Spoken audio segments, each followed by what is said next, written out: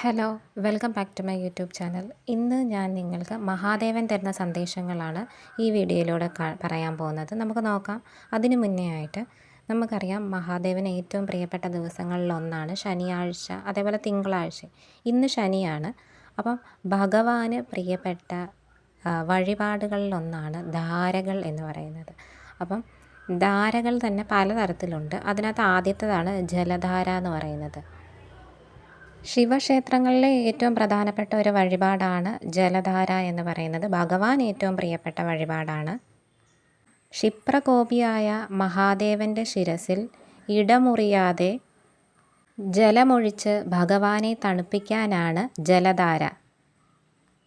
പാപശാന്തിക്കും രോഗശാന്തിക്കും കാര്യസിദ്ധിക്കും ഉത്തമമാണ്. ഇനി പലതരത്തിലുള്ള ധാരകളെ പറ്റി പറഞ്ഞിട്ടുണ്ടായിരുന്നു. അത് ഏതൊക്കെയാണെന്ന് പറയാം.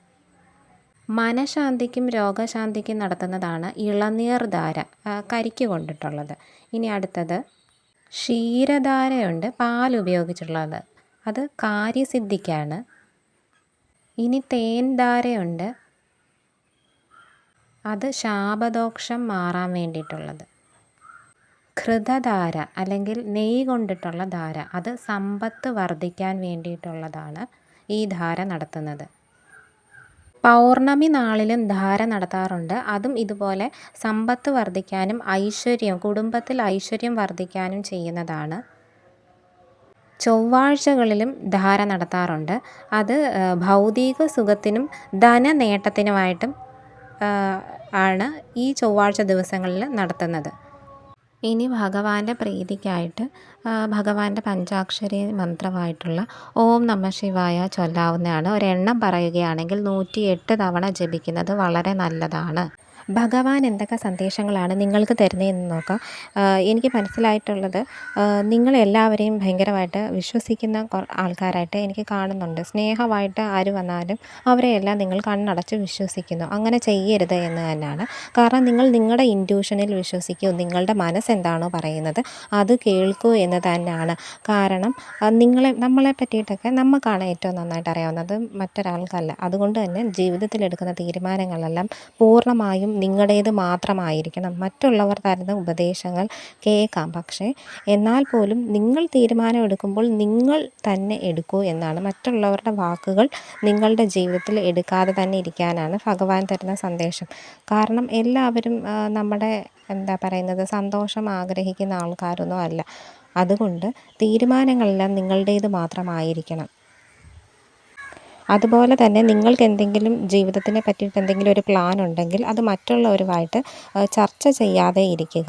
അത് നടന്നതിന് ശേഷം മാത്രം പറഞ്ഞാൽ മതി, അങ്ങനെ അറിഞ്ഞാലും മതി.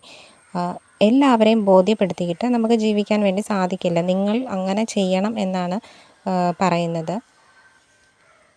ഇതിൽ ചിലർക്കൊക്കെ ആരോഗ്യപരമായിട്ടും അതേപോലെ സാമ്പത്തികമായിട്ടുമൊക്കെ മോശമായിട്ട് നിൽക്കുന്ന ഒരു താഴ്ച വന്നിട്ടുള്ള ആൾക്കാരുണ്ട്. അതൊക്കെ ഓർത്ത് വിഷമിക്കേണ്ട. ഭഗവാനിൽ നിങ്ങൾ പൂർണ്ണമായി വിശ്വസിക്കൂ, എന്നെ പ്രാർത്ഥിക്കൂ എന്ന് തന്നെയാണ് പറയുന്നത്. ഭഗവാൻ നിങ്ങളുടെ കൂടെ ഉണ്ട്. അതിന് വേണ്ടിയിട്ട് നിങ്ങൾ ഭഗവാനെ പ്രീതിപ്പെടുത്തുന്ന തരത്തിലുള്ള പൂജകൾ ചെയ്യുന്നതും പ്രാർത്ഥിക്കുന്നതും വളരെ നല്ലതാണ്. നിങ്ങളുടെ ജീവിതത്തിൽ തീർച്ചയായിട്ടും ഒരു ഉയർച്ച ഉണ്ടാകും. പക്ഷേ നിങ്ങൾ ഈ പറയുന്ന കാര്യങ്ങളെല്ലാം ശ്രദ്ധിക്കേണ്ടതായിട്ടുണ്ട്. മറ്റുള്ളവർ തരുന്ന ഉപദേശങ്ങളെക്കാൾ അവരുടെ പ്രവൃത്തികൾ ശ്രദ്ധിക്കൂ എന്ന് തന്നെയാണ് പറയുന്നത്. ഒരാളുടെ വാക്കിനേക്കാളും വളരെ വലുതാണ് അയാളുടെ പ്രവൃത്തിയും. ഞാൻ നിന്നെ കാണുന്നില്ല, ഞാൻ നിൻ്റെ പ്രാർത്ഥനകൾ കേൾക്കുന്നില്ല എന്ന് നീ വിചാരിക്കുന്നുണ്ടെങ്കിൽ അതൊക്കെ വെറുതെയാണ്. നിങ്ങളെ കളിയാക്കുന്നവരെയും കുറ്റപ്പെടുത്തുന്നവരെയും എല്ലാം ഞാൻ കാണുന്നുണ്ട്. നിങ്ങളുടെ ഉയർച്ചയ്ക്ക് വേണ്ടിയിട്ടുള്ള എല്ലാ കാര്യങ്ങളും ഞാൻ ചെയ്തു തരും. കുഞ്ഞേ, നീ എന്നെ വിശ്വസിക്കൂ എന്ന് തന്നെയാണ്. എൻ്റെ മേലുള്ള നിൻ്റെ വിശ്വാസങ്ങൾക്ക് പോലും ഭംഗം വന്നതായിട്ടും ഭഗവാൻ കാണുന്നുണ്ട്. നിൻ്റെ ജീവിതത്തിൽ സംഭവിച്ചു പോയിട്ടുള്ള ദുരിതങ്ങളോ വിഷമങ്ങളോ ഓർത്ത് നീ എന്നെ ഒരിക്കലും സംശയിക്കരുത്. എനിക്ക് എൻ്റേതായിട്ടുള്ള ഒരു സമയമുണ്ട്. അതേപോലെ തന്നെ നിനക്ക് വേണ്ടിയിട്ട് എനിക്ക് പ്രവർത്തിക്കേണ്ട സമയത്ത് തക്ക സമയത്ത് തന്നെ ഞാൻ നിന്നെ കാത്തോളും. ഇതൊരു പരീക്ഷണഘട്ടം മാത്രമാണ്. അത് മാറി മറിയും. നീ വിചാരിക്കുന്നതിലും അപ്പുറം, നീ ആഗ്രഹിക്കുന്നതിലും അപ്പുറം ഞാൻ നിൻ്റെ ജീവിതത്തെ ഉന്നതിയിലെത്തിക്കും എന്ന് തന്നെയാണ് ഭഗവാൻ നിങ്ങൾക്ക് തരുന്ന സന്ദേശം. നീ ഒരിക്കലും വൈകിട്ടില്ല. നിൻ്റെ ജീവിതം അവസാനിച്ചിട്ടുമില്ല. നിനക്ക് ഇനിയും ജീവിതത്തിൽ ഒരുപാട് പുരോഗതി ഉണ്ടാകും. അതിന് എന്നെ നീ പ്രാർത്ഥിക്കണമെന്നും എന്നിൽ അഭയം പ്രാപിക്കൂ എന്നുമാണ് ഭഗവാൻ തരുന്ന സന്ദേശം. നീ ഒന്നും കൊണ്ടും പേടിക്കേണ്ട ആവശ്യമില്ല കുഞ്ഞേ എന്നാണ് ഭഗവാൻ പറയുന്നത്.